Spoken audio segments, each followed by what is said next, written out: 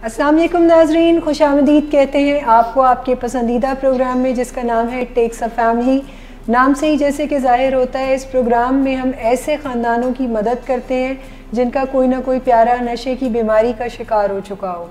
और आज के प्रोग्राम में ख़ुसूसी तौर पर हम ऐसी कुछ मुश्किलात का ज़िक्र करेंगे जो मुश्किलात इस फैमिली को दरपेश होती हैं और इन मसाइल का हल क्या है। फिर आज हम अपनी माहिर से पूछेंगे जो कि हैं मैडम उज़मा सदाकत। अस्सलाम वालेकुम। वालेकुम अस्सलाम। कैसी हैं? बिल्कुल खैरियत से, थैंक यू। अच्छा, आप बहुत प्लेजेंट लग रहे हैं। Thank you so much. अच्छा, लेट आने का एक नतीजा ये भी है। ऐसे ही है, लेकिन ये कि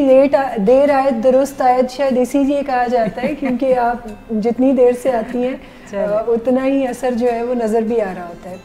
अच्छा मैडम, एक आज के टॉपिक के हवाले से मैं अपने नाजरीन को चूँकि इंट्रोड्यूस करा रही हूँ कि आज का मौजू क्या है, और मैं अपने जो प्रोफेशनल्स हैं उनको भी बताना चाह रही हूँ कि आज हम बात करेंगे उन चंद असूलों की, उन चंद प्रिंसिपल्स की जिनके थ्रू हम किसी भी इलाज को मुंतखब कर सकते हैं। तो आप हमारे नाजरीन को ऐसी रहनुमाई फरमाएं कि अगर उनका कोई प्यारा जो है वो नशे की बीमारी का शिकार है, क्योंकि इस बीमारी का एक बहुत बड़ा जो फिनोमेना है वो ये भी है कि घर में किसी शख्स को कोई और बीमारी हो तो हम किसी से बात कर सकते हैं, हम किसी से मशवरा मांग सकते हैं। जैसे अगर किसी को शुगर हो गई है तो बहुत सारे लोग आपको बताएंगे कि आप फिर मुनासिब ट्रीटमेंट के लिए किस जगह जाएं। लेकिन ये बीमारी ऐसी है जिसमें एक स्टिग्मा भी रिलेट है। हम किसी से बात भी नहीं कर सकते, हम किसी को अपने दिल की मुश्किलात भी बयान नहीं कर सकते, और ना ही हम किसी से मशवरा मांग सकते हैं कि अब इसके ट्रीटमेंट के लिए हमें कहाँ जाना चाहिए। और मेरी मालूमात के मुताबिक पाकिस्तान में इस वक्त तकरीबन 200 के करीब रीहैब्स जो हैं वो काम कर रहे हैं, और कुछ अच्छा कर रहे हैं, कुछ मीडियोकर कर रहे हैं, कुछ अप टू मार्क नहीं भी कर रहे। तो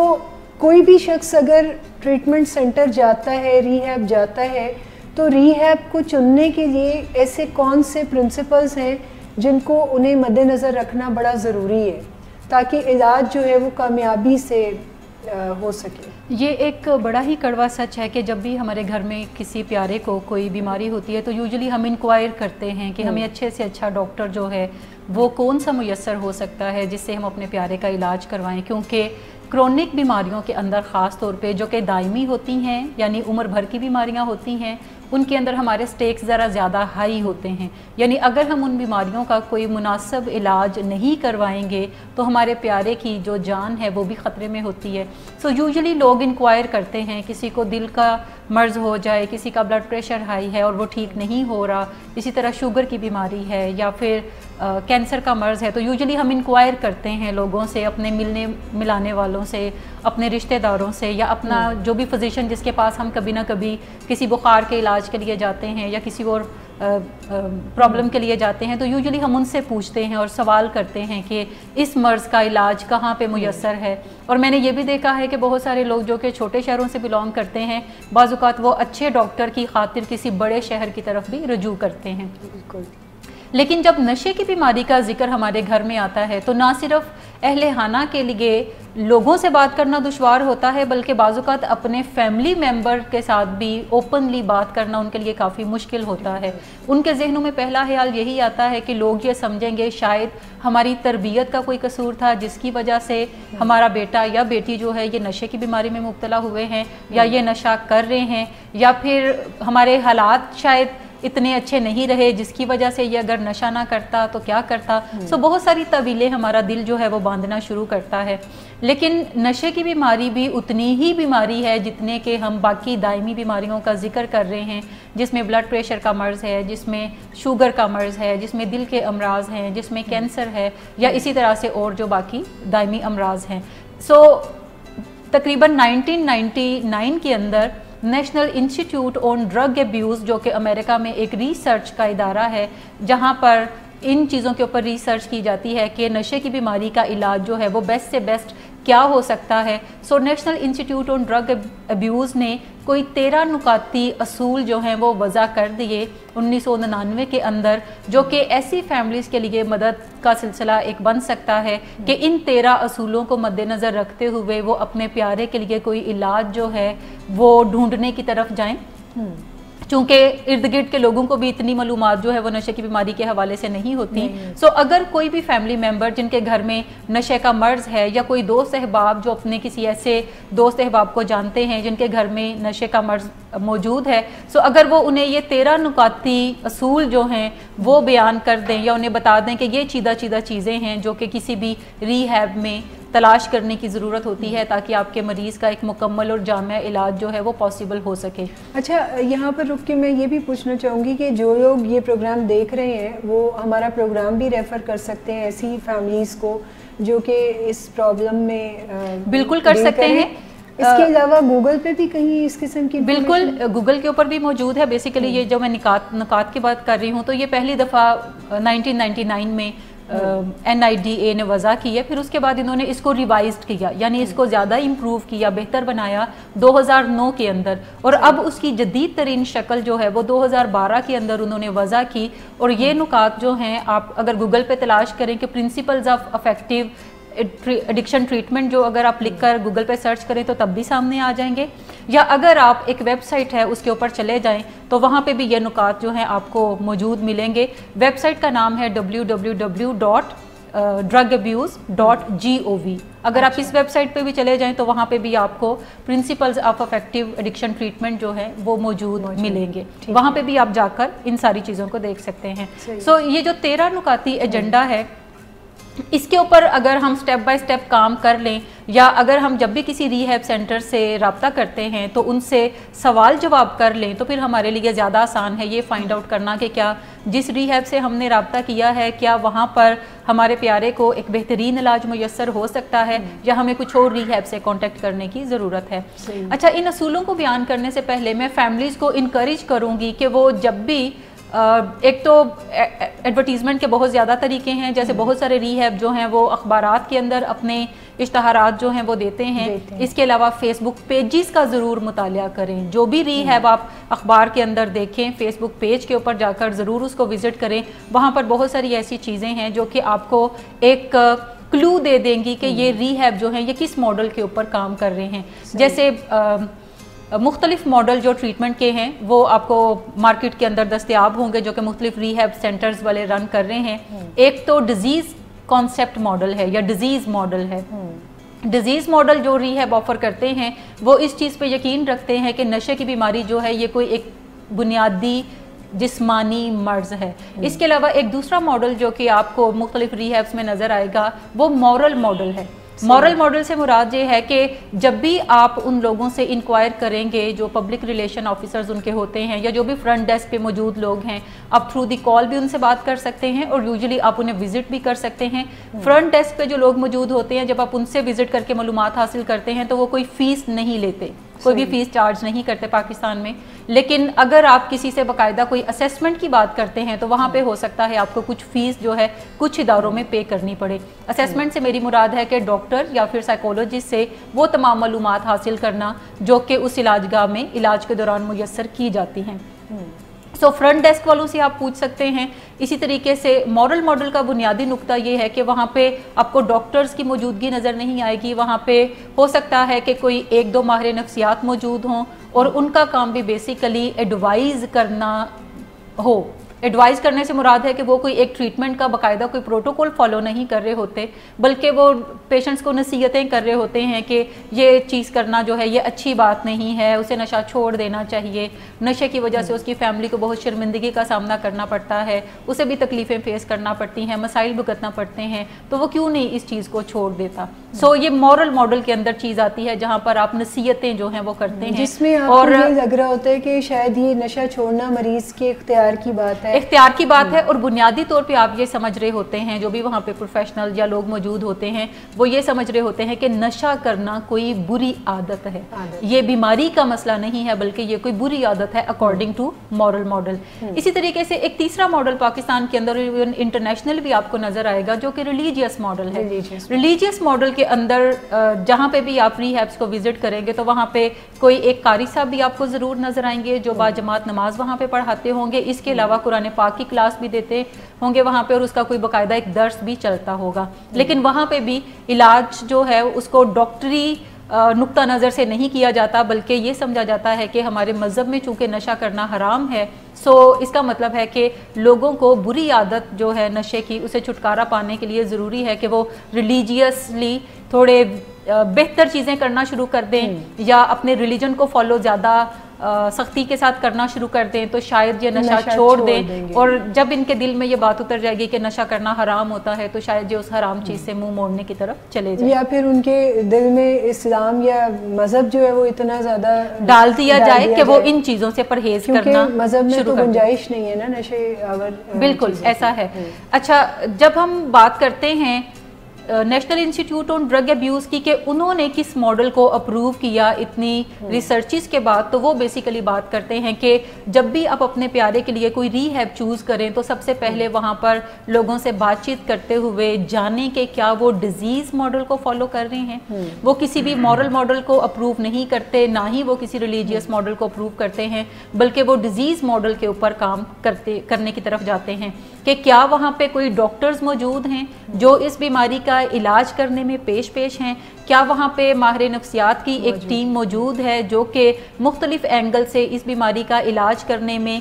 पेशेंट को सपोर्ट करने के लिए मौजूद है। इसके अलावा क्या वहाँ पे साइकियाट्रिस्ट मौजूद हैं जो कि जिस्मानी मर्ज़ के साथ साथ जो नफ्सियाती मुश्किलात हैं उसको हल करने के लिए कोई अद्वियात का इस्तेमाल करने वाले हैं और प्रॉपर वे में कोई सही हेल्प जो है वो दी जा सकती है। So national institute on drug abuse की अगर हम बात करें तो वो डिजीज़ मॉडल को फॉलो करता है और वो बिलीव करता है कि नशे का जो मर्ज़ है ये एक पेचीदा लेकिन काबिल इलाज मर्ज़ है, उसके साथ साथ ये दायमी भी है। दायमी से मुराद है कि ये ज़िंदगी भर साथ रहने वाला मर्ज़ है, जिसका मतलब है कि सिर्फ थोड़े बहुत इलाज से या नसीहतों से या नशे को हराम कंसिडर कर लेने से मसला हल नहीं होगा, बल्कि ये लाइफ टाइम कोई ना कोई ट्रीटमेंट प्रोटोकॉल उन्हें फॉलो करना पड़ेगा, कोई ना कोई डिसिप्लिन, कोई ना कोई ट्रीटमेंट रजीम एक होगी जिसके ऊपर वो चल कर तो अपनी इस बीमारी को मैनेज करने के काबिल हो जाएंगे। अच्छा, क्यों ये समझा जाता है कि क्या इसके पीछे कोई रिसर्च है कि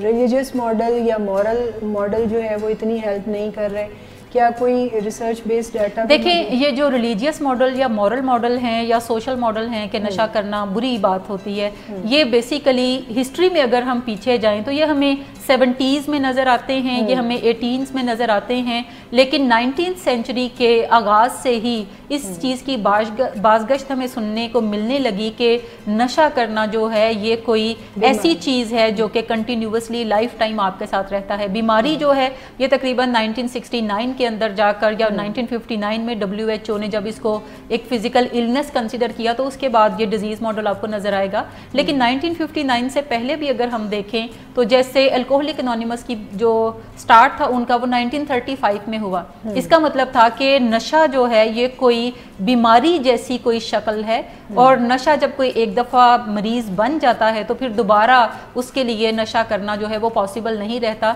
वो अपनी ज़िंदगी बेहतर तभी बना सकता है जब वो तमाम नशों को ऑल टुगेदर छोड़ेगा और अपनी ज़िंदगी को बेहतर बनाने के लिए किसी न किसी इलाज का हिस्सा रहेगा, किसी न किसी प्रोटोकॉल का हिस्सा रहेगा। उन दिनों में 12 स्टेप का जो प्रोग्राम है वो अल्कोहलिक एनोनिमस का एक मरकज़ी नुक्ता है। सो वो उन्हीं प्रोग्राम्स के ऊपर चल के जिसमें हर रोज़ मरीज़ जो है एक ख़ास टाइम के लिए किसी एक मीटिंग को जाकर अटेंड करता है और हफ्ते के 7 दिनों करता है या बाज़-औक़ात हफ्ते के अंदर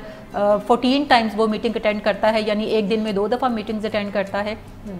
और वहाँ पे कोई मौजूद सीनियर शख्स स्पॉन्सर करता है उस नए आने वाले मरीज को। स्पॉन्सर करने से मुराद ये है कि वो 12 स्टेप को स्टेप बाय स्टेप उसके ऊपर काम करता है नए आने वाले पेशेंट के साथ, जिसके थ्रू फिर उसके लिए भी नशे को छोड़े रखना पॉसिबल होना शुरू हो जाता है। लेकिन ये साल चलने वाला प्रोग्राम है। मैंने ऐसे भी पेशेंट्स देखे हैं जिन्हें 35 साल हो गए हैं, वो कंटिन्यूसली इस प्रोग्राम का हिस्सा हैं और अभी तक वो علاج کے جو 12 سٹیپ ہیں اس کے اوپر چلتے ہیں. ہر روز وہ اپنے گھر کے قریب والی کسی جگہ پہ جا کر وہ میٹنگز اٹینڈ کرتے ہیں, اور اگر بعض اوقات گھر کے اندر کوئی فنکشن ہے, جیسے آج کل کرسمس کا سیزن ہے, تو آپ اگر ویسٹ میں جا کر دیکھیں تو وہاں پر لوگ کرسمس والے دن بھی جا کر تو ایسی میٹنگز کا حصہ بنتے ہیں اور ان میٹنگز کو اٹینڈ کرتے ہیں. ہمارے یہاں پہ جیسے عید ہوگی تو ہم یوزلی ایسی مصروفیات بالکل ترک کر دیتے ہیں اور علاج کی کوئی بھی چیز جو ہم کرنے کی طرف نہیں جاتے, جبکہ وہاں پر لوگ یہ سمجھتے ہیں کہ اگر وہ پابندی سے ان میٹنگز کو اٹینڈ نہیں کریں گے تو ہو سکتا ہے وہ دوبارہ نشوں کی طرف راغب جو ہیں وہ ہو جائیں.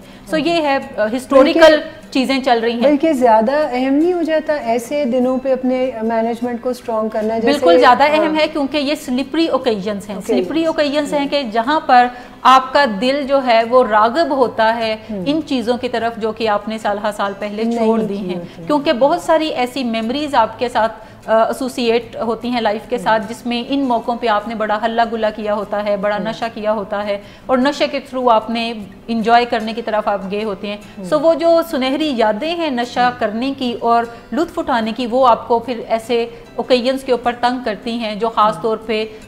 ڈیفرنٹ اوکیزنز, جیسے عید ہے, جیسے شب برات ہے, جیسے نیو ایئر کا موقع ہے, اور اسی طریقے سے کوئی برتھ ڈے پارٹی ہے یا آپ کی اپنی سالگرہ ہے. سو ایسے موقعوں پہ وہ چیزیں آپ کو تنگ کرنے کی طرف جاتی ہیں. آپ اپنے آپ کو مارجنز بھی تو دے رہے ہوتے نا کہ اب چلیں سارا سال یہ کام نہیں کیا تو بالکل ایسے ہی ہے. لیکن اگین میں اپنے نقطے کی طرف آؤں گی کہ جیسے ہم بات کر رہے تھے کہ 1960s میں اگر ہم ویسٹ میں دیکھیں تو وہاں پر ڈیزیز ماڈل جو ہے وہ بڑا فالو کیا جانے لگا, اور اسی کے جیسے جیسے سائنس ترقی کی گئی, ٹریٹمنٹ کے اندر بھی بڑی ساری ایولیوشنز ہوئیں اور بہتری سے بہتری آتی گئی. آج بھی ایڈکشن کا ٹریٹمنٹ جو ہے وہ باقی, اگر ہم کرونک ڈس آرڈرز کی بات کریں تو سب سے بہترین جو ٹریٹمنٹ ہے وہ نشے کی بیماری کا موجود ہے. ایون شوگر کے مرض سے بھی زیادہ بہترین جو علاج ہے وہ نشے کی بیماری کا ہے, کیونکہ شوگر کے مرض میں آپ کو ہر روز انسولین لگانی پڑتی ہے خاص مقدار میں, یا پھر آپ کو کوئی نہ کوئی ٹیبلٹ جو ہے وہ کھانی پڑتی ہے. جبکہ نشے کی بیماری میں آپ اپنا لائف سٹائل چینج کر کے, آپ اپنے ارد گرد فرینڈز کو چینج کر کے, آپ اپنی فیملی ممبر کی سپورٹ حاصل کر کے,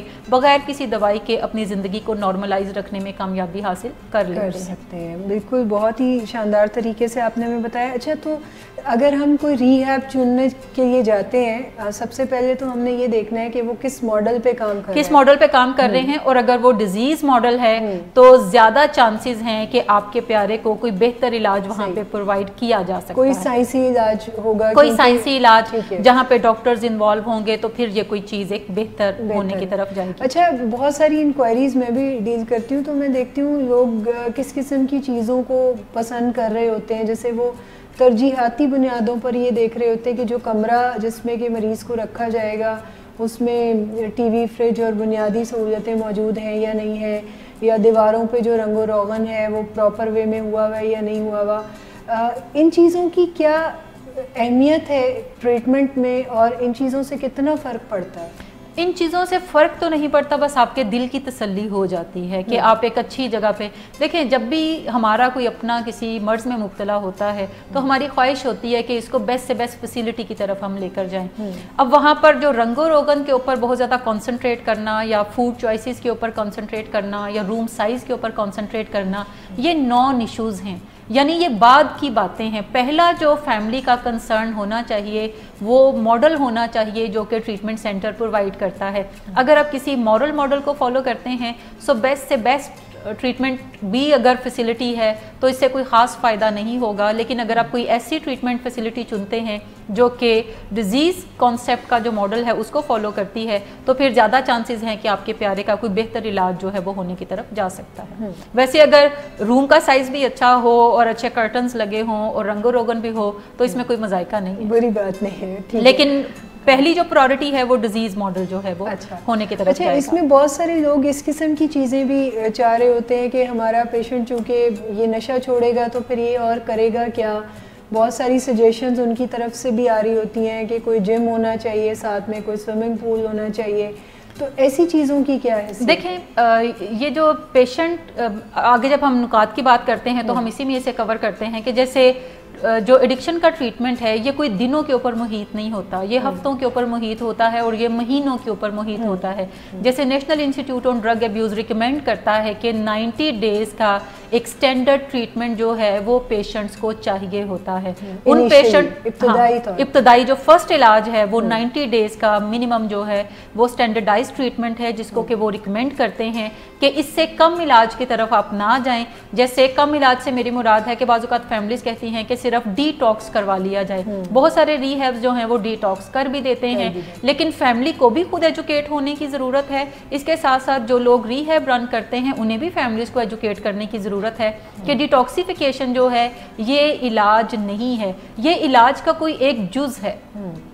बाकी इलाज जो है वो उसके बाद मुमकिन है, और उस इलाज के बगैर सिर्फ डिटॉक्स अगर हम करवाएंगे तो कोई रेयर पॉसिबिलिटी है कि हमारा पेशेंट जो है वो नशा ज़िंदगी भर के लिए छोड़े रखे। बाज़ औक़ात डिटॉक्स के बाद कोई पेशेंट जो है वो हफ्तों नशा नहीं करता या बाज़ औक़ात महीनों नहीं करता, और महीनों के बाद वो दोबारा नशे की तरफ वापसी इख्तियार कर लेता है। हमें यूँ लगता है कि जैसे हमने तो इसका इलाज करवाया लेकिन इसको कोई अकल ना आई, तो समझने की ज़रूरत ये है बीइंग फैमिली मेम्बर हमें कि ये जो डिटॉक्सिफिकेशन है ये कोई मुकम्मल इलाज नहीं, ये इलाज का कोई एक जुज़ है जो कि आप समझें कि 10% ट्रीटमेंट है, बाकी 90% ट्रीटमेंट जो है वो आपने डिटॉक्सिफिकेशन के बाद भी करवाना होता है। सो मुकम्मल इलाज की तरफ जाएं, और उसमें 90 डेज़ जो है मिनिमम उस पेशेंट के लिए ज़रूरी होते हैं जो कि पेशेंट पहली दफ़ा किसी इलाजगाह में जा रहा होता है, यानी अभी वो रिलैप्स नहीं होता, पहली दफ़ा किसी इलाजगाह से राब्ते में आता है और उसको एक 90 डेज़ का स्टैंडर्ड ट्रीटमेंट मिनिमम जो है वो लेने की ज़रूरत होती है। तीसरा जो अहम नुक्ता है वो ये है कि one size doesn't fit all, यानी हम जब भी हम किसी इलाजगाह से राब्ता करें तो हम ये भी देखें कि क्या ये तमाम ही पेशेंट्स का एक ही तरह से इलाज करते हैं या इनके पास कोई इलाज के डिफरेंट प्रोटोकॉल्स हैं। सही। जैसे पहली स्टेज के अंदर जो पेशेंट्स होते हैं उन्हें 90 डेज़ के इंडोर इलाज की ज़रूरत नहीं पड़ती, बल्कि उन्हें आउटडोर इलाज की ज़्यादा ज़रूरत पड़ती है। आप उन्हें इंडोर में रख कर बेहतरी उनके लिए नहीं कुछ कर सकते। इसी तरह जो सेकंड स्टेज में पेशेंट्स होते हैं या हम मिडिल स्टेज कह सकते हैं, वो पेशेंट्स भी ज़्यादातर केसेस के अंदर आप आउटडोर बुनियादों पे उन्हें भी डील कर सकते हैं, जिसमें अंदर दाखिले की ज़रूरत नहीं होती, बल्कि आप एक लंबा काउंसलिंग का कोई प्लान बनाते हैं और उसके अंदर पेशेंट को रखते हुए ग्रेजुअली पेशेंट्स जो हैं वो खुद ही नशा छोड़ने की तरफ जाते हैं। और काउंसलर का काम है कि मोटिवेशन डेवलप करना, एजुकेशन उसको प्रोवाइड करना, कोई उसके अंदर लाइफस्टाइल चेंजेस लाने की तरफ जाना, उसको स्किल सिखाने की तरफ जाना जो कि नशे को रिड्यूस करने में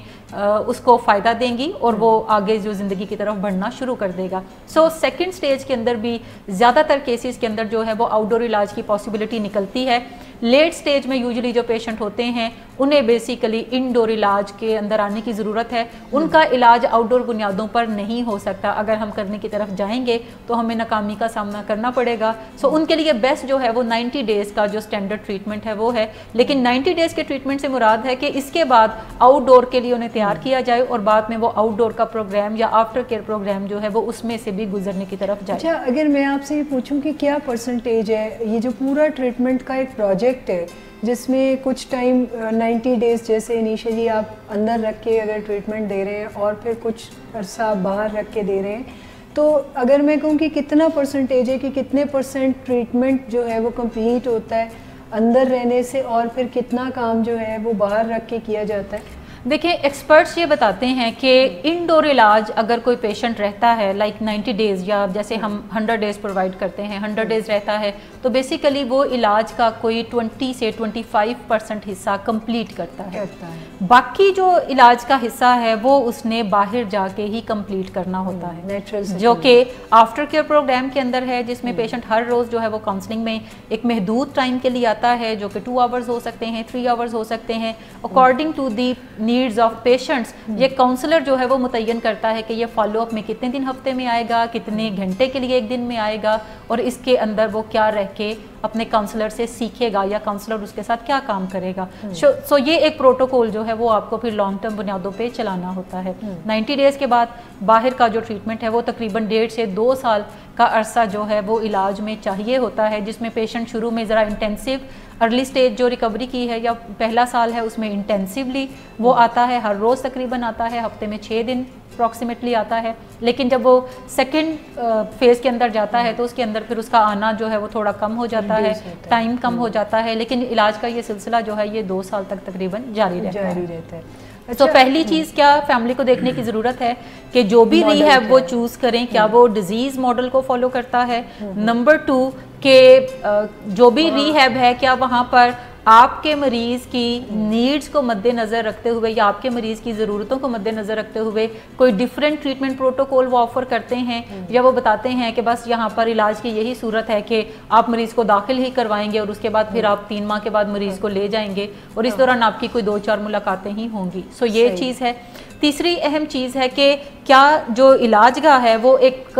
آپ کو 15 دن کا ٹریٹمنٹ بھی پرووائڈ کرتی ہے یا وہ بتاتی ہے کہ اس کا کوئی ایکسٹینڈڈ فیز ہے اور اس کے بعد آپ نے علاج کے اندر رہنا ہے، اور وہ آپ کے بتائے ہوئے طریقوں کے ساتھ کیا کمپرومائز کر جاتی ہے کہ آپ کا خیال ہے اگر پیشنٹ 15 دن رہے گا 10 دن رہے گا اس کا ڈیٹاکس ہو جائے گا تو کیا یہ ٹھیک ہو جائے گا، یا وہ اپنے وضع کیے ہوئے جو اصول ہیں جو بیسیکلی پیچھے پروفیشنلز بیٹھ کے وضع کر رہے ہیں کیا وہ انہی کے اوپر چلتے ہوئے آپ کو بتاتے ہیں کہ آپ ان تجویز کردہ طریقوں پر آپ کو عمل کرنے کی ضرورت ہے. سو یہ بنیادی 3 نکات جو ہیں وہ ابھی تک ہم ڈسکس کر چکے ہیں.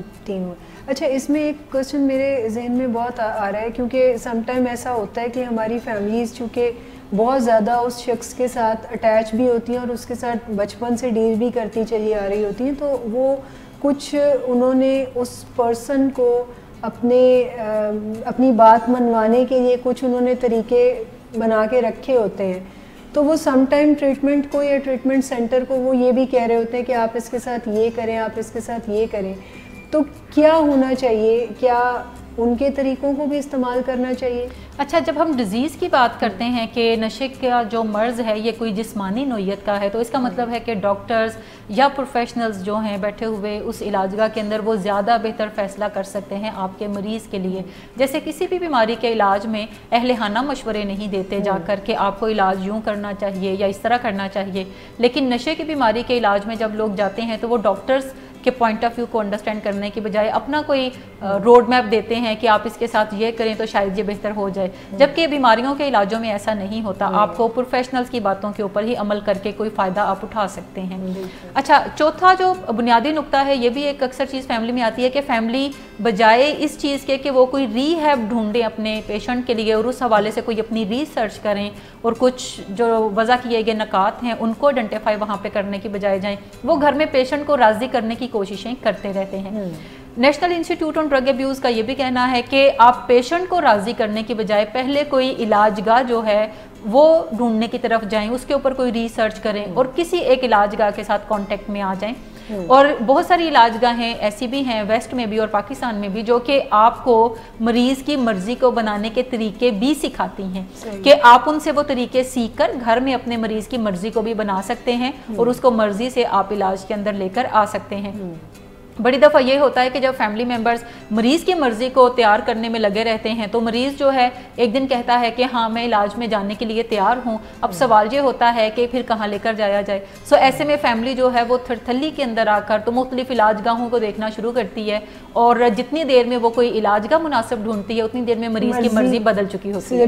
ٹھیک ہے، کیونکہ مریض کی جو مرضی ہے رات کو اگر وہ کہے گا کہ میں علاج کروانے کے لیے راضی ہوں تو فیملی کو تیار رہنا چاہیے کہ صبح اٹھ کے جو پہلی بات اس کے منہ سے نکلے گی وہ یہ ہوگی کہ ابھی علاج کی کوئی اتنی ضرورت نہیں، پہلے مجھے کوئی ٹوٹکا آزما لینے دے اپنا، پہلے مجھے یہ کر لینے دیں، پہلے مجھے وہ کر لینے دیں، اگر یہ کامیاب نہ ہوا تو پھر میں آپ کے مطابق علاج میں چلا جاؤں گا. وہ گیپس بھی تو شو کرتا ہے کہ دیکھیے میں نے 3 دن وہ یہی کہتا ہے کہ پہلے مجھے خود سے چھوڑنے کی کوشش کر لینے دیں، پہلے اگر مجھے گاڑی لے دیں تو پھر میں یہ چھوڑ دوں گا، تو پہلے آپ ان طریقوں پہ کام کر لیں. جبکہ فیملی بارہا یہ طریقے اپنا چکی ہوتی ہے لیکن ہر دفعہ وہ مریض کے دھوکے میں آ جاتی ہے اور مریض کے وہ چاہ رہی ہوتی ہے کہ اس کی مرضی ہوگی تو شاید علاج کامیاب ہوگا، اس کی مرضی کے بغیر علاج کامیاب نہیں ہوتا. سو مریض کی مرضی کو بنانے سے پہلے علاج گاہ کو ڈھونڈنے کی طرف جائیں، کسی ایک علاج گاہ سے کانٹیکٹ میں آ جائیں جہاں پہ آپ سمجھیں کہ یہاں پر آپ کے پیارے کو جو بیسٹ فیسلٹیز ہیں وہ میسر ہو سکتی ہیں یا اس کا علاج بہترین ہو سکتا ہے، اور اس کے بعد پھر آپ اپنی مریض کی مرضی کو بنانے پہ بھی توجہ دیں. اور جیسے ہی اس کی مرضی بنے تو چونکہ اگر آپ کسی علاج گاہ اپنے پہلے ڈھونڈی ہے رابطے میں ہیں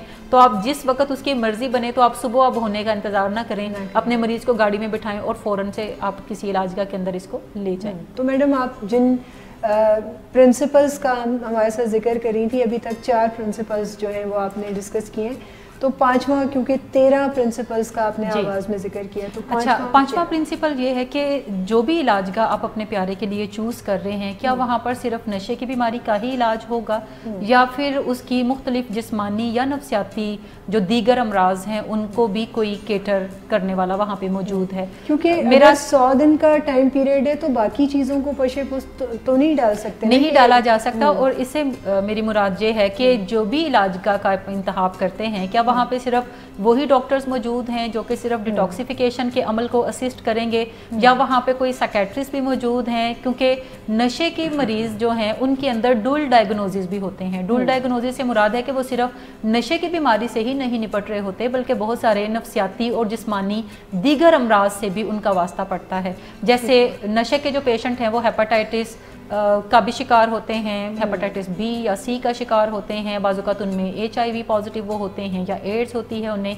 या बाज़-औक़ात उनके लीवर फंक्शंस जो टेस्ट हैं वो बेहतर नहीं आ रहे होते, वहाँ पर उन्हें कोई मेडिकल असिस्टेंस की ज़रूरत होती है, या फिर कोई और प्रॉब्लम उन्हें, जैसे डिप्रेशन के मरीज़ आप देखेंगे उनके अंदर मूड डिसऑर्डर्स के जो पेशेंट्स होंगे, इसके अलावा मुख्तलिफ पर्सनैलिटी डिसऑर्डर्स जो हैं वो भी कंबाइंड विद नशे की बीमारी के साथ नज़र आएंगे। सो अगर वहाँ पर सिर्फ हम 90 डेज़ के अंदर या 100 डेज़ के अंदर सिर्फ नशे की बीमारी का इलाज करते हैं तो बाकी चीज़ों को आप पसे पुश नहीं डाल सकते। बाकी तमाम बीमारियों का इलाज भी जो है वो साथ साथ होने की ज़रूरत है, क्योंकि अगर आप सिर्फ नशे की बीमारी का इलाज करेंगे और बाकी चीज़ों को हैंडल नहीं करेंगे, वैसे ही छोड़ देंगे, तो यही वो चीज़ें हैं जो कि बाद में चल के आपके मरीज़ को दोबारा नशे की तरफ माइल करने की तरफ भी जा सकती हैं। क्योंकि यूजुअली पेशेंट जब नशा कर रहा होता है तो उस वक्त उसे कोई भी प्रॉब्लम जो है वो सामने नहीं नज़र आ रही होती, लेकिन जब पेशेंट नशा छोड़ते हैं तो उनको दांत का दर्द भी शुरू हो जाता है, क्योंकि पेशेंट की जो ओरल हेल्थ है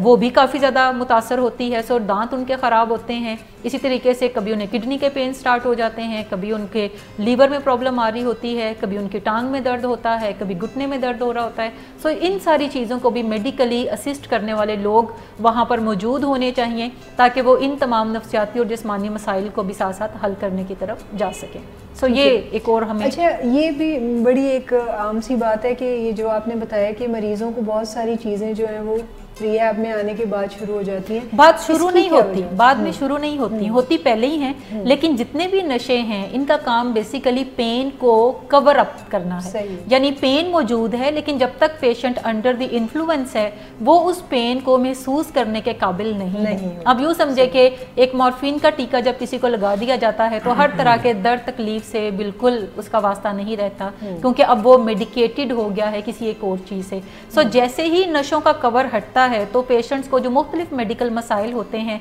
जो घर के अंदर आइडेंटिफाई वो नहीं कर पाता क्योंकि उसे कभी फेस नहीं करना पड़ते, वो सारे उभर कर जो हैं वो सामने आने लगते हैं। फिर उन तमाम मसाइल का भी इलाज होना ज़रूरी है। और इसके साथ साथ एक और चीज़ के ऊपर मैं ज़ोर दूंगी कि बाज़-औक़ात पेशेंट को बहुत सारे नफ्सियाती अमराज का भी सामना होता है जिसकी वजह से उसने नशों का स्टार्ट किया होता है और दरमियान में जब नशे की बीमारी भी साथ मिल जाती है तो ये डबल जेपडी हो जाती है पेशेंट के लिए। सो उन नफ्सियाती अमराज का भी इलाज जो है वो उतना ही ज़रूरी है जितना कि नशे की बीमारी का इलाज। लेकिन जब भी हमें दो मुख्तलिफ मसाइल का सामना है और उसमें से एक नशे का मर्ज है तो फिर पहली प्रायोरिटी होगी जो वो नशे के मर्ज की होगी, लेकिन उसके बाद जो दूसरी चीज़ आएगी वो साथ साथ फिर नशे की बीमारी के साथ दूसरे अमराज का भी इलाज होगा। सही, ठीक है। और अच्छा, 6 जो पॉइंट है वो ये है कि जिस भी इलाजगाह का आप अपने प्यारे के लिए इंतखाब कर रहे हैं आपको ये भी देखने की ज़रूरत है कि क्या वहाँ पे कोई इनफरादी काउंसलिंग का भी इंतज़ाम मौजूद है। यूजुअली काउंसलिंग का जो पार्ट है या बिहेवियरल थेरेपीज़ का जो पार्ट है वो साइकोलॉजिस्ट कवर करते हैं, तो क्या वहाँ पे कोई माहिर नफ्सियात भी मौजूद हैं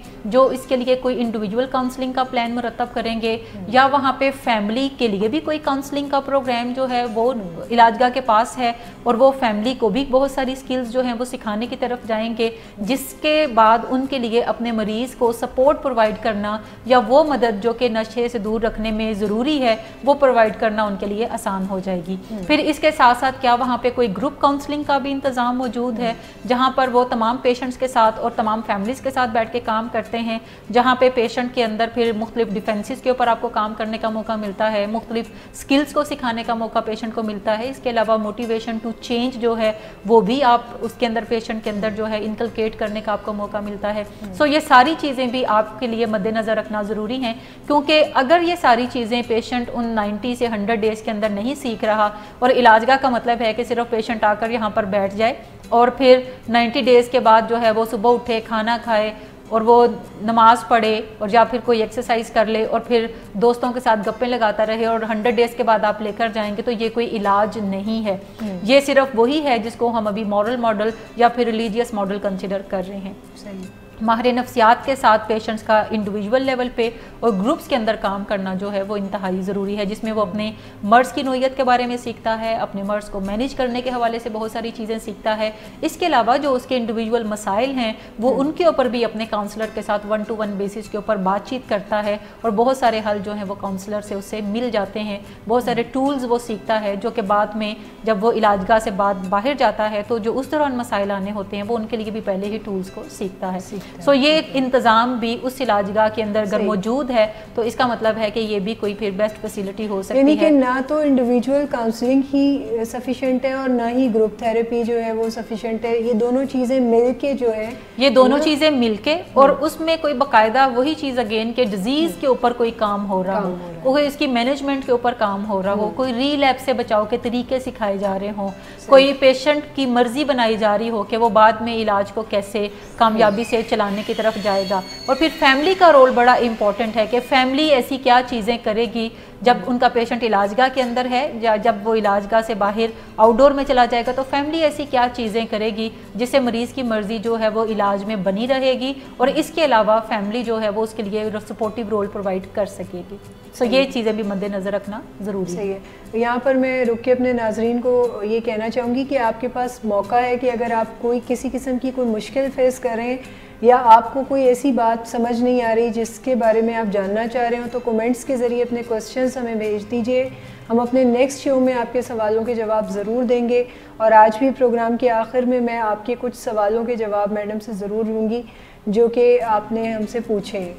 اور اس کے علاوہ میڈم ہمارے بہت سارے جو کاؤنسلرز ہیں، جو پروفیشنلز ہیں، وہ بھی آپ سے بہت سارے سوال پوچھنا چاہ رہے ہیں، تو وقت کی ہمارے پاس جو ہے وہ تنگی ہے، ہم جلدی سے اس چیز کو کور کرتے ہیں اور اس کے بعد ہم سوالوں کے جواب جو ہیں وہ دینے کی طرف جائیں گے۔ اچھا، نیکسٹ جو ہے وہ اس چیز کو بھی مد نظر رکھنا ضروری ہے کہ جس علاج گاہ سے آپ رابطے میں ہیں، پیشنٹس کو یوزلی نشہ چھوڑنے کے بعد کافی کریونگز کا سامنا کرنا پڑتا ہے۔ سو کیا وہ کوئی ایسی مدد پیشنٹس کو فراہم کر سکتے ہیں ادویات کی صورت میں جو کہ اس کی کریونگ کو مینیج کرنے میں کافی اس کے لیے سپورٹ پرووائڈ کرے اور اس کے لیے نشے کو چھوڑے رکھنا جو ہے وہ آسان بنانے کی طرف جائے؟ سو ادویات بھی ٹریٹمنٹ کا جو ہے وہ ایک اہم جز ہوتی ہیں، وہ بھی اگر کوئی علاج گاہ پرووائڈ کرتی ہے تو اس کا مطلب ہے کہ اس سے آپ کے مریض کو نشہ چھوڑے رکھنے میں مدد جو ہے وہ ملنے کی طرف جائے گی۔ کیا ریشو ہے، پرسنٹیج کیا ہے ٹریٹمنٹ میں؟ ادویات اور کاؤنسلنگ دونوں نیسیسری ہیں، لیکن ان کا رول کتنا ہے؟ کتنے پرسنٹ ادویات کا ہے اور کتنے پرسنٹ کاؤنسلنگ؟ دیکھیں 20% جو ہے وہ ادویات کا رول ہے، لیکن یہ کافی اہم رول ہے۔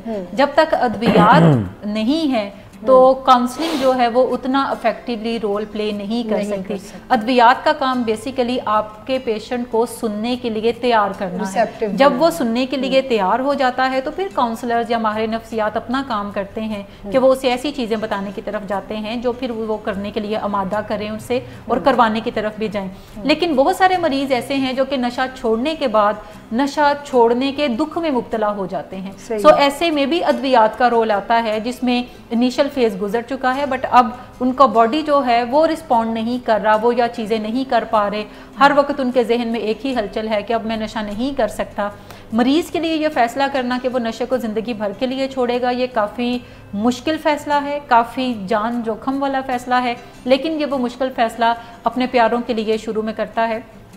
لیکن اس فیصلے سے پلٹنے کے لیے بھی اس کی راہیں کافی ہموار ہوتی ہیں۔ سو شروع میں پیشنٹ کو ایسی اسسٹنس کی بھی ضرورت ہوتی ہے جو کہ اس کی کریونگ کو مینیج کرنے میں بھی تھوڑی بہت ہیلپ کرتی رہے۔ ادویات سے میری مراد جو ہے وہ سبسٹیٹیوٹ نہیں ہے۔ سبسٹیٹیوٹ سے مراد ہے کہ پیشنٹ جو نشے چھوڑتے ہیں उसी तरह की अद्वियात भी मुयस्सर होती हैं। सो आप नशे छुड़वा कर उन अद्वियात पे नहीं लगा देते, बल्कि अद्वियात से मेरी मुराद है कि ऐसी दवाइयाँ जो कि नशों को सब्सटीट्यूट नहीं करती बल्कि मरीज़ की क्रेविंग को मैनेज करने में हेल्प फ्राहम करती हैं। सो आप उन अद्वियात का इस्तेमाल भी कुछ मरीज़ों के लिए कर सकते हैं जिनके बारे में आपका ख्याल होता है कि इन्हें दवाई के बगैर जो है काफ़ी मुश्किल का सामना है। सो दवाई से थोड़ी बहुत हेल्प करके ये अपनी इस मुश्किल पर काबू पाकर अपने प्रोग्राम के अंदर चलना शुरू हो जाए। अच्छा, मैं यहाँ पर रुक के पूछना तो चाह रही हूँ आपसे कि ये कौन सी अद्वियात हैं या किस किस्म की अद्वियात हैं, लेकिन मेरे पास जो ऑडियंस के क्वेश्चंस हैं जो हमारे लास्ट प्रोग्राम में आए थे वो भी कुछ इसी किस्म के सवाल आते हैं, तो मैं चाहती हूँ कि उन्हीं सवालों में इस चीज़ को हम कवर ज़रूर करेंगे कि फिर वो अद्वियात क्या है जो कि सब्स्टिट्यूट ड्रग्स कह जाती हैं। अच्छा, इसके अलावा अगर आप जल्दी से इसको समराइज़ कर दें, क्योंकि प्रोफेशनल्स भी बहुत सारे क्वेश्चंस जो हैं वो। अच्छा, अद्वियात से मेरी मुराद है क्रेविंग को मैनेज करने के लिए जैसे नेल्ट्राक्सोन दी जाती है, नेलोरेक्स दी जाती है जो कि क्रेविंग्स को मैनेज करती है। ये अद्वियात दोनों जो हैं ये मरीज़ को मज़ा नहीं देती बल्कि मरीज़ की जो क्रेविंग है जिस्मानी तौर पे जो नशों की तलब है ये उसको सबसाइड करती हैं और मरीज़ के लिए अपने जो काउंसलिंग का प्रोसेस है उसके लिए राह हमवार करती हैं। लेकिन अगर कोई मरीज़ जो है वो अपने जिस्मानी प्रॉब्लम्स के साथ ही है कि जिस्मानी तौर पे क्रेविंग बहुत ज़्यादा हो रही है और कोई मेडिसिनल हेल्प भी उसको नहीं मिल रही, तो फिर उसके लिए काउंसलिंग के प्रोसेस को जारी रखना थोड़ा मुश्किल हो जाता है। अच्छा, इसके अलावा जो मैं नेक्स्ट पॉइंट पे बात करूंगी, 8 जो पॉइंट है वो ये है कि जो भी काउंसलिंग का प्रोग्राम आपके मरीज़ का है, क्या आप उन इलाजगाह से पूछते हैं कि जो ये प्रोग्राम आप मुझे बता रहे हैं क्या ये कोई रिटन फॉर्म में आपके पास मौजूद है या आप खुद नोट्स ले सकते हैं जो 3 महीनों के अंदर आपके मरीज़ के ऊपर काम किया जाएगा, और इस काम को कंटिन्यूअसली कैसे मॉनिटर किया जाएगा, और इसके अलावा क्या पेशेंट्स के अंदर जो उसकी ज़रूरियात हैं इलाज के साथ साथ वो चेंज होती जाती हैं, तो क्या प्रोग्राम को भी मॉडिफाई करने के लिए उनके पास कोई सहूलत मौजूद है या वो according to the need of the patient उस प्रोग्राम को भी मॉडिफाई करने की तरफ जाएंगे। क्योंकि फर्स्ट फेज़ में जब पेशेंट होता है तो उसकी मुख्तलिफ ज़रूरियात हैं, सेकेंड फेज़ ट्रीटमेंट का है तो उसकी मुख्तलिफ ज़रूरियात हैं, फिर जो थर्ड फेज़ है ट्रीटमेंट का उसकी मुख्तलिफ ज़रूरियात हैं। इसी तरह से हर पेशेंट जो है, जैसे कुछ पेशेंट्स को एंगर का काफ़ी ज़्यादा प्रॉब्लम होता है, कुछ पेशेंट्स के लिए डिप्रेशन काफ़ी ज़्यादा मसला होता है, कुछ पेशेंट्स के अंदर आपको रिजेंटमेंट्स काफ़ी ज़्यादा देखने में नज़र आती हैं। सो अगर आप सिर्फ एक ही प्रोग्राम से हर एक को डील कर रहे हैं तो पेशेंट्स की जो इनफरादी ज़रूरियात हैं उसके ऊपर काम नहीं हो सकेगा, और यही वो चीज़ें हैं जो कि बाद में पेशेंट्स के लिए मसाइल पैदा करने की तरफ जाएंगी। सो अगर पेशेंट्स का रिजेंटमेंट का इशू है तो क्या उसके लिए रिजेंटमेंट के लिए कोई अलहदा से काउंसलिंग का प्लान आपने मुरतब किया है? क्या आप उसको रिजेंटमेंट में से निकालने में कोई कामयाबी भी काउंसलर हासिल करते हैं, या बाद में जो ज़रूरियात पैदा होती हैं तो क्या उसके हवाले से भी केटर किया जाता है पेशेंट्स को या उनकी फैमिलीज़ को? सो ये भी हमें देखने की ज़रूरत है। यानी इंडिविजुअली डिफर भी कर रहा है या एक ही प्रोग्राम के थ्रू सारों के ऊपर काम हो रहा है ये भी चीज़, और दूसरी अहम चीज़ है कि क्या जो प्रोग्राम मुरतब किया गया है वो आंखें बंद करके सिर्फ उसी पे ही अमल किया जाएगा या उसमें पेशेंट्स की नीड्स को भी मद्देनजर रखा जाएगा। बिकॉज इलाज के साथ साथ पेशेंट की बाजू का ज़रूरियात जो हैं वो बदलती जाती हैं। सो आप उन ज़रूरियात पे भी काम करेंगे जो कि फर्स्ट करें second stage of the treatment के अंदर पेशेंट को दरपेश हैं। अगर आप उनको केटर नहीं करेंगे और आप समझेंगे कि ये बस हमने एक प्रोग्राम बनाया है और हमने बस इसी के ऊपर ही काम करना है, तो फिर पेशेंट के लिए कुछ मुश्किलात जो हैं वो रह जाएंगी जो कि इलाज के बाद फिर उसके लिए परेशानी पैदा करने की तरफ जाएंगी। अच्छा, नेक्स्ट जो अहम नुक्ता है कि जिस भी इलाजगाह का आप इंतखाब करने जा रहे हैं वहाँ पर आपको देखने की ये भी ज़रूरत है कि क्या वहाँ पे मुख्तलिफ जिस्मानी टेस्ट भी करवाए जाते हैं टू एक्सप्लोर के इसको कोई और मसाइल तो नहीं है। जैसे मैंने पहले भी तज़किरा किया कि क्या वहाँ पे हेपेटाइटिस बी सी का टेस्ट होता है या नहीं होता, क्योंकि ये भी देखने में आता है कि यूजुअली जो पेशेंट्स नशे करते हैं, चूँकि वो नशे जब कर रहे होते हैं तो बहुत ज़्यादा इन्फेक्शियस डिजीज़ के अंदर भी उनके जाने के चांसेस बढ़ जाते हैं। सो उसको एक्सप्लोर करना ज़रूरी है, HIV को एक्सप्लोर करना ज़रूरी है, इसके अलावा उसके लीवर फंक्शन टेस्ट जो है वो एक्सप्लोर करना ज़रूरी है, उसकी किडनीज को देखना ज़रूरी है कि उनकी फंक्शनैलिटी कैसी है, रिस्पायरेटरी सिस्टम कैसा है, उसके टीथ की ओरल जो हेल्थ है वो कैसी है। सो इन सारी चीज़ों को आप एक्सप्लोर करते हैं थ्रू डिफरेंट टेस्ट। इसके अलावा आप उसके डिफरेंट ब्लड टेस्ट जो हैं वो ले सकते हैं जो कि ज़रूरी हो चीज़ों को देखने के लिए, ताकि आप सारी चीज़ों को सॉर्ट आउट करते हैं। आप ये नहीं करते कि बस ये नशे का मरीज़ है इसका मतलब है कि हमारा काम सिर्फ नशे की बीमारी को टेकल करना है, बाकी चीज़ों को हम एक्सप्लोर नहीं करेंगे। सो बाद में बाकी चीज़ें जो हैं वो प्रॉब्लम क्रिएट करेंगी। सो ऐसी इलाजगाह का इंतखाब करें जहाँ पर इन तमाम चीज़ों की भी सहूलत आप उन इलाजगाह वालों के पास मौजूद हो। बिल्कुल ठीक है।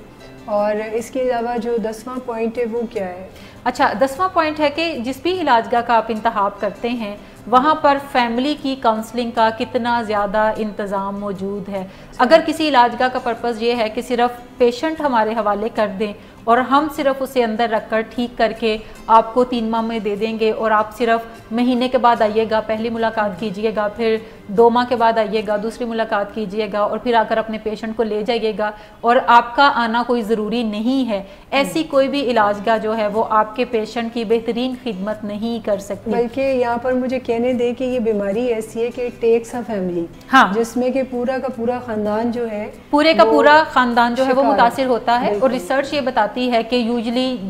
जिस घर के अंदर नशे का मर्ज मौजूद होता है वहाँ पे डायरेक्टली 7 लोग जो हैं वो मुतासर होते हैं उस बीमारी से और इनडायरेक्टली तकरीबन 40 लोग जो हैं वो मुतासर होते हैं नशे की बीमारी से जिस घर के अंदर ये मर्ज मौजूद होता है। सो इसका मतलब है कि सिर्फ नशे के मरीज को ही बेहतर बनाना या उसकी कोई काउंसलिंग का प्रोग्राम जो है वो ज़रूरी नहीं है, बल्कि फैमिली की नीड्स को भी केटर करना, फैमिली को भी डिजीज़ मॉडल के ऊपर लेकर चलना, फैमिली को भी इक्विप्ड करना कि जब ये मरीज़ घर पे आएगा तो क्या फिर ये मरीज़ फैमिली उसको टेकल करने में कामयाब हो जाएगी, या अगर फैमिली के वही पुराने रवैये हैं जो कि आपके मरीज़ ने रवैये बेहतर सीख लिए इलाज के दौरान, अगर वही पेशेंट जो है वो पहली वाली फैमिली के पास आता है तो यकीनी तौर पे फैमिली उसको अगर पुराने पर्सपेक्टिव से ही डील करती है कि ये अच्छी चीज़ नहीं है, ये बुरा शख्स है, तो फिर इलाज जो है वो कामयाबी से हमकिनार हम नहीं कर सकते। लेकिन अगर इलाजगाह फैमिली के लिए कोई अलहदा से प्रोग्राम मुरतब किए हुए है और उस प्रोग्राम में आपको इलाज के अंदर साथ साथ पेशेंट के शामिल रखती हैं,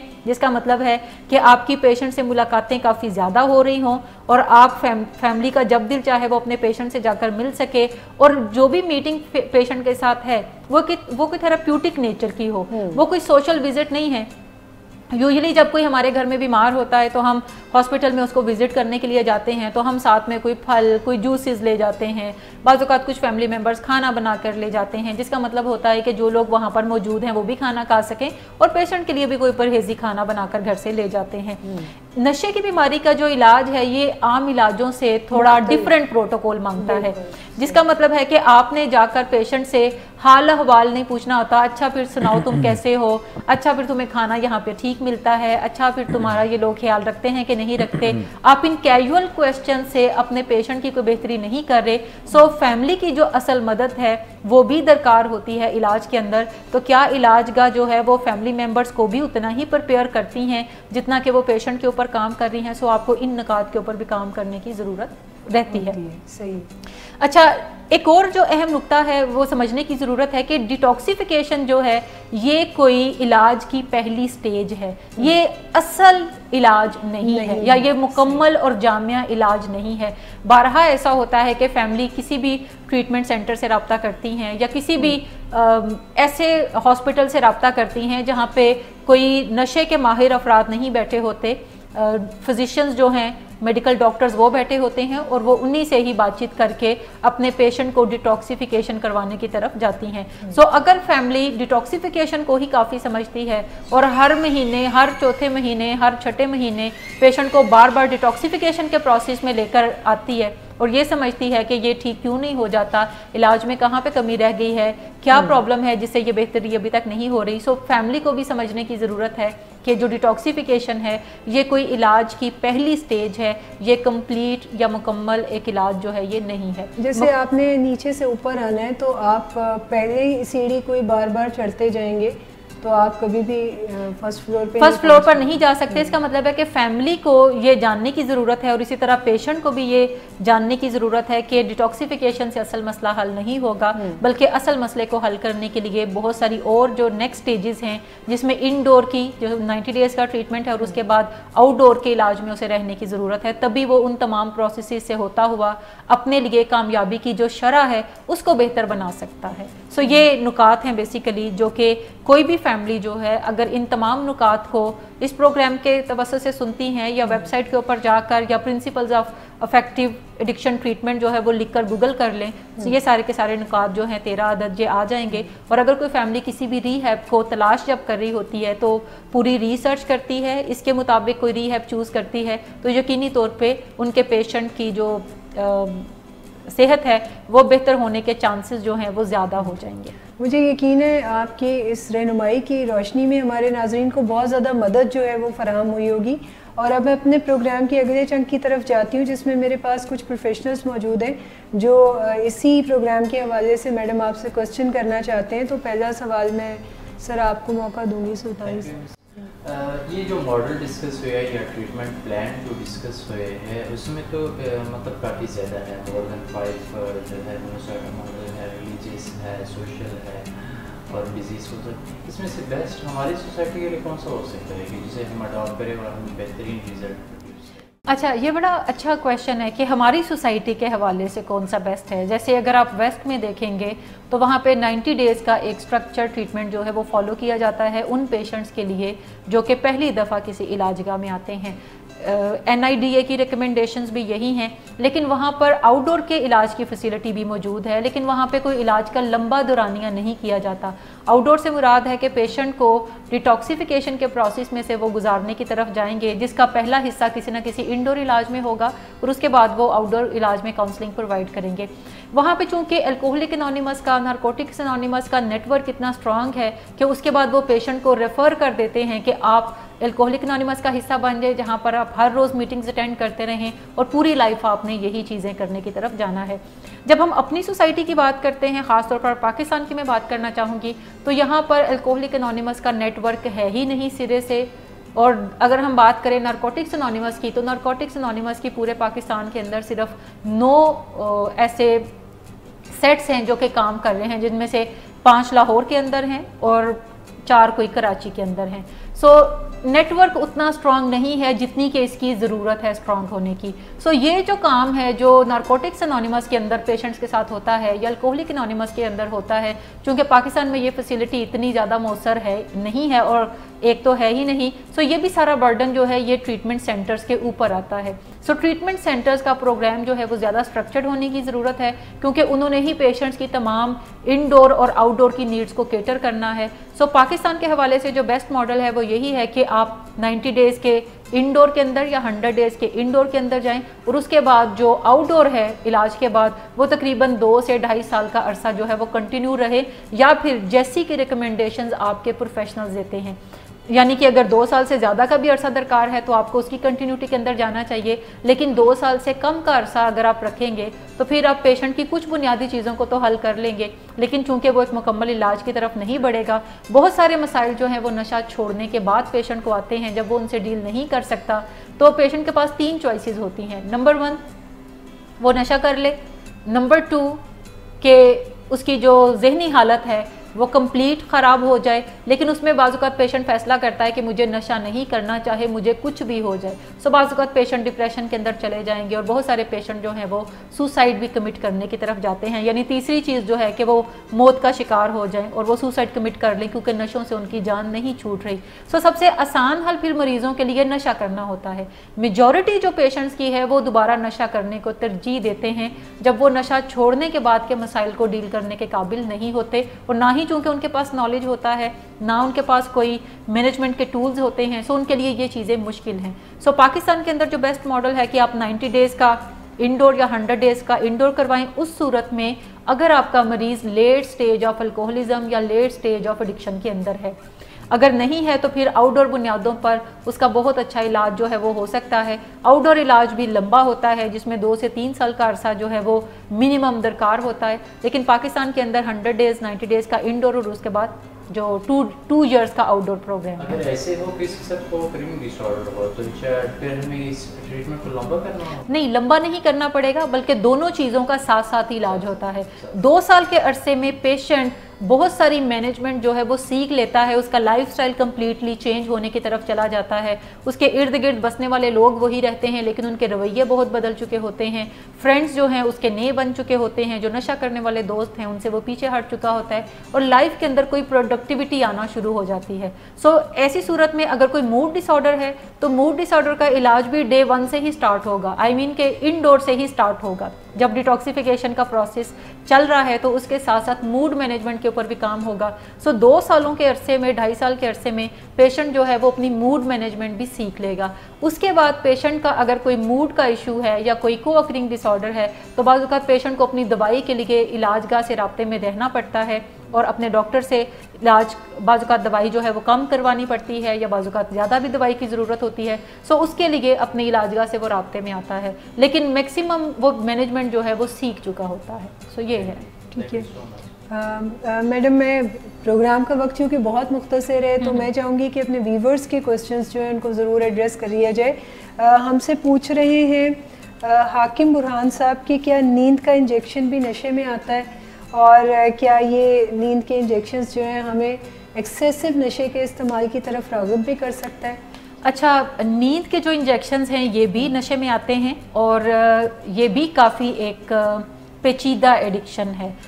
پیچیدہ ایڈکشن میں اس وجہ سے کہہ رہی ہوں کہ اس کے اوپر کام کرنا اور بھی تھوڑا سا مشکل کام ہے. جیسے بہت سارے پیشنٹس جو ہیں جب وہ انجیکٹیبلز پہ آتے ہیں تو وہ ہر روز دن کے اندر بہت سارے انجیکشن جو ہیں وہ لگا رہے ہوتے ہیں, اور ایسے پیشنٹ کو جب بھی دیکھنے کا اتفاق ہوتا ہے تو یوزلی ان کی دونوں بازوؤں کے اوپر کافی زیادہ نشان ہوتے ہیں, بروزز ہوتے ہیں, ان کے دونوں ٹانگوں کے اوپر نشان ہوتے ہیں, اور جب ان کو کوئی بھی جگہ نہیں ملتی تو یوزلی وہ پیٹ کے اوپر بھی انجیکشن لگانے کی طرف جاتے ہیں. سو کافی زیادہ بری حالت ان مریضوں کی ہوتی ہے جو کہ انجیکٹیبلز کے اوپر ہوتے ہیں. زیادہ تر ان میں سے جو ہیں وہ ڈاکٹرز حضرات ہوں گے یا نرسز ہوتی ہیں یا ایسے لوگ جو کہ میڈیکل سے متعلقہ ہوتے ہیں, زیادہ ان کی تعداد ہوتی ہے. اس کے علاوہ وہ پیشنٹ جو ہیروئن یوز کرتے ہیں وہ بھی یوزلی انجیکٹیبلز کے اوپر آ جاتے ہیں, یا تو وہ ہیروئن کو ہی بھر بھر کے تو انجیکشنز لگا رہے ہوتے ہیں یا پھر وہ اس طرح کے نیند کے انجیکشنز کے اوپر یا پین کلر یا پین کلرز کے اوپر وہ آ جاتے ہیں. سو یہ بھی ایک کافی پیچیدہ ایڈکشن ہے, ان سے بھی پرہیز کرنا چاہیے. نیند کے انجیکشنز کے علاوہ جو درد ختم کرنے والی ادویات ہیں وہ بھی نشے کا پوٹینشیل ان میں ہوتا ہے, یعنی ایڈکٹیو پوٹینشیل ان کے اندر کافی زیادہ ہوتا ہے, وہ بھی نشے کے مرض کو اگنائٹ کر سکتی ہیں. اچھا, اسی ایک اور چیز میں یہاں پہ اہم بیان کرنا چاہوں گی کہ بہت سارے لوگ جو ہیں وہ اللیسٹ ڈرگز نہیں کرتے, یعنی غیر قانونی طور پر جو نشے پاکستان میں میسر ہیں, جن میں شراب بھی موجود ہے, جن میں ہیروئن ہے, جن میں چرس ہے, کوکین ہے, یہ غیر قانونی نشے کنسیڈر کیے جاتے ہیں. جبکہ نیند کی ادویات یا درد کی جو ادویات ہیں یہ ڈاکٹری دوائیاں ہیں, تو لوگوں کا ڈاکٹری دوائیوں کے بارے میں تصور یہ ہے کہ یہ کوئی سیف ہوتی ہیں. ساری کی ساری ڈاکٹری ادویات بھی سیف نہیں ہوتی. نشے کی خاص طور پہ نیند کی ادویات اور درد ختم کرنے والی جتنی بھی ادویات ہیں یہ ڈاکٹر جب تک آپ کا پرسکرائب کرتا ہے تبھی تک آپ کو استعمال کرنی چاہیے. جب ڈاکٹر نے لکھا ہو کہ 3 دن کے استعمال کے بعد اس کو چھوڑ دیں, 2 دن کے استعمال کے بعد مجھ سے دوبارہ رابطہ کریں, تو پھر اس کے بعد آپ ان چیزوں کو استعمال نہ کریں, کیونکہ یہ بھی ہو سکتا ہے کہ آپ کے اندر انہی ادویات سے جو نشے کا مرض ہے وہ اگنائٹ ہو جائے اور پھر آپ کو سال ہا سال جو ہے وہ اس مرض کے اندر بالکل. اسی طرح اگلا کوسچن جو ہے وہ آپ کی اس بات کی ویلیڈیشن بھی کرے گا. ولایت تو رابی صاحب پوچھنا یہ چاہ رہے ہیں کہ کیا میں بینزوڈیزیپائنس جو ہیں ان کو چھوڑ سکتا ہوں؟ اس گروپ کی جو ادویات ہیں ان کو چھوڑنا پاسبل ہے؟ اچھا, بینزوڈیزیپام جو ہیں یہ ادویات بھی بیسیکلی ایڈکٹیو پوٹینشیل کافی زیادہ رکھتی ہیں. اس کلاس کی جتنی بھی ادویات ہیں وہ بھی آپ کے اندر نشے کی بیماری کو اگنائٹ کر سکتی ہیں. اگر کسی شخص کو جو کہ بینزوز یوز کرتا ہے اسے چھوڑنے میں مشکل پیش آتی ہے تو اس کا مطلب ہے کہ ان کے اندر فزیکل ڈیپینڈنسی ان ادویات کے اوپر ڈیولپ ہو چکی ہے. اس کا ایک طریقہ کار یہ ہوتا ہے کہ آپ انہیں ٹیپر آف کرنے کے بعد جو ہیں وہ آہستہ آہستہ چھوڑ دیں. جیسے اگر آپ 1 گولی استعمال کر رہے ہیں یا 2 گولی استعمال کر رہے ہیں تو آپ 1.5 کرنا شروع کر دیں. پھر کچھ عرصے کے بعد کوئی 1-2 ماہ کے بعد آپ اس کو 1 گولی پہ لے آئیں, پھر آدھی پہ لے آئیں, پھر 1 گولی کا چوتھا حصہ استعمال کریں اور پھر آپ ان چیزوں کو گریجولی اپنی زندگی سے نکال دیں. لیکن اگر آپ دن میں کافی زیادہ دوائیاں استعمال کرتے ہیں اور ہر 2 گھنٹے کے بعد آپ کو ایک ڈوز کی ضرورت پڑتی ہے تو پھر یہ نشے کا مرض ہے جو کہ پراپر ابھر چکا ہے، پھر آپ کو کسی نہ کسی علاج میں جانے کی ضرورت ہے. صحیح، اس کو چھوڑنے کے لیے پھر باقاعدہ ٹریٹمنٹ کی ضرورت ہے. لیکن اگر یہ صرف 1-2 گولی تک محدود ہے تو آپ اس کو کسی ڈاکٹر کے مشورے سے ٹیپر آف کر کے چھوڑ سکتے ہیں، اور پھر آپ کو یہ بھی دیکھنا ہوگا کہ دوبارہ سے ان کے استعمال کی طرف نہ جائیں کیونکہ یہ ڈیپینڈنسی آلریڈی کریٹ ہو چکی ہے. اچھا، اسرار احمد صاحب بھی ہم سے اسی قسم کی ایک چیز پوچھنا چاہ رہے ہیں. وہ سگریٹ کی پرابلم کا شکار ہیں. وہ یہ کہتے ہیں کہ ان سے جان چھڑانے کے لیے کیا کوئی دوائی جو ہے وہ مارکیٹ میں دستیاب ہے، اور دوسرا یہ پوچھ رہے ہیں کہ یہ ایسا کیوں ہوتا ہے کہ جب کوئی شخص سگریٹ چھوڑ دیتا ہے اس کے بعد وہ دوبارہ سے کیوں پینا شروع کرتا ہے؟ کیا سگریٹ جسم میں کوئی تبدیلی پیدا کر دیتی ہے جس کے باعث سگریٹ کو چھوڑنا ناممکن ہو جاتا ہے؟ دیکھیں، سگریٹ جو ہے یہ بھی کیمیکلز کا مجموعہ ہے، اور اس کے اندر ایک جو مین کیمیکل جس کی وجہ سے لوگ سگریٹ پیتے ہیں وہ نکوٹین ہے. یوزلی ایک سگریٹ جو ہے وہ 4000 کیمیکل سے مل کے بنتا ہے، اور یہ 4000 کیمیکل جو ہیں یہ کافی مختلف پرابلمز جو ہیں وہ آپ کے باڈی کے اندر کریٹ کر سکتے ہیں، کینسر کے ساتھ. اس کے علاوہ اور بھی کافی سارے مسائل کا شکار آپ ہوتے ہیں، لیکن لوگ اس کو نکوٹین کے لیے استعمال کرتے ہیں.